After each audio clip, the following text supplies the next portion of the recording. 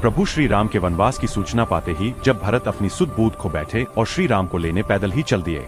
साथ में विशाल चतुरंगिनी सेना, रथ, हाथी, घोड़े, तीनों माताएं, गुरु वशिष्ठ और अयोध्या की सारी प्रजा, बूढ़े बच्चे, यहाँ तक कि पशु पक्षी भी उनके साथ चल दिए।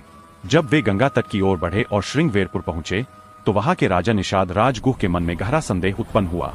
चारों ओर फैली चतुरंगिनी सेना, रथ, हाथी, घोड़े, यह सब देखकर निषाद राज को लगा कि क्या भरत श्री राम को वन से हटाने के लिए आए हैं? क्या मेरे आराध्य राम पर कोई संकट आने वाला है? उन्होंने अपने सैनिकों को सतर्क किया और भरत के समीप पहुंचे। पर जैसे ही उन्होंने भरत के मुख की ओर देखा, उनका सारा संदेह उसी क्षण गल गया। भरत का चेहरा दुख और पीड़ा से भरा था, नेत्रों से अश्रुधारा बह रही थी, होठों पर एक ही नाम था, राम, राम, मेरे प्राण राम। यह दृश्य देखते ही निषादराज समझ गए, यह कोई शत्रु नहीं बल्कि राम का दूसरा स्वरूप खड़ा है। वे दौड़कर भरत के चरणों में गिर पड़े और बोले, हे राजन, मुझे क्षमा करें, मैं तो ठहरा तुच्छ, अज्ञानी, मैंने आपके हृदय को नहीं पहचाना। आप तो मेरे प्रभु श्री राम के समान ही है। भरत ने निषादराज को उठाकर हृदय से लगा लिया और बोले, जिसे राम ने मित्र माना, वह मेरे लिए बड़े भाई से कम नहीं, और राजा नहीं हूं मैं तो अपराधी हूं। मेरे कारण मेरे प्रभु को वन में भटकना पड़ा।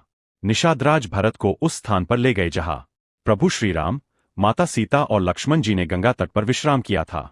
वहां कुशा के तिनके बिखरे पड़े थे।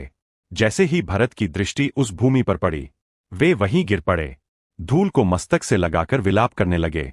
धिक्कार है मुझ पर, मेरे कारण मेरे स्वामी को नंगे पांव इस कठोर भूमि पर चलना पड़ा। जिस धरती को देवता पूजते हैं, उस पर मेरे राम ने कष्ट सहा। निषादराज की आंखें भी भर आईं। उन्होंने भरत से कहा, राजन, यह भूमि तो धन्य हो गई है जिसने राम के चरणों का स्पर्श पाया। तभी भरत ने दृढ़ निश्चय किया, अब मैं चैन से नहीं बैठ सकता। जब तक अपने प्रभु राम को खोज न लूं, तब तक मेरा जीवन व्यर्थ है। निषादराज ने भरत से कहा, मैं स्वयं आपके साथ चलूंगा। जिस मार्ग से मेरे मित्र राम गए हैं, वही मार्ग तुम्हें दिखाऊंगा।